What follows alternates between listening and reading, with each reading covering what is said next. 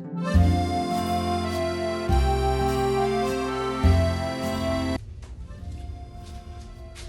again from Metalworking in France. I'm Fraser. I've got a little project on today. Gentleman has got, these are feet for a stove apparently. They're a little bit too tall, so what he wants me to do, he wants me to reduce the height of these by a minimum of 50 mil. So we'll take them up about 50, 55, 60 mil, something like that. Going to cut them off with an angle grinder, and then I'll reshape this contour here, literally just so that it looks a little bit better. By the time I cut that off, there's not going to be a lot of contour in it. So I'll just reshape that with an angle grinder just to blend it in. So quite an interesting little job. Shouldn't take too long, a lot of messing about. Hopefully it won't take too long. Anyway, it's going to be a little bit difficult, a bit tricky. So anyway, while you're watching this, don't forget to subscribe and share, and watch my video. As I say, most of my videos, well, all of my videos are just meant for entertainment, really. They're not educational, because not everybody's got the same equipment as me. So I can't teach you how to do any of the jobs that I'm doing, really, because if you've already got this sort of machinery that I've got in here, then you probably know how to use it anyway, so there's not much point in me telling you what to do. So anyway, watch this just for entertainment, and as I say, don't forget to subscribe and share. Okay, let's see how this job progresses. Right, well, first thing I need to do is just to cut these off to length, just so that I've got something to work from. So I'll just cut them all down to length with the angle grinder. It's not cutting very well. It's because it's cast iron. The angle grinder doesn't really cut into it as well as it would if it was just ordinary mild steel. But it is cutting through. It'll get through there eventually.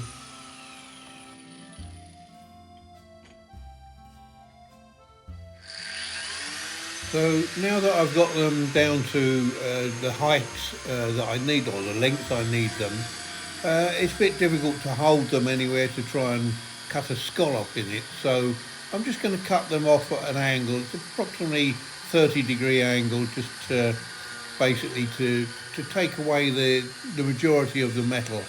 So again, once again, I'm using an angle grinder. It's really struggling to go through this cast iron, but it is cutting through eventually. So there's one corner off, and I'll just turn this now in the vise so that I can then cut another corner off, and that way we can get the shape of what I'm looking for. I'm probably not going to be able to make them pretty or scallop them out in any way and make it a bit more contoured. It's just going to have to, basically because of the size of them, there's not enough really there to try and make them into any sort of different shape or make them prettier to look at. But as you can see, it's quite a lot of work just to cut them down to what is actually a usable piece of steel.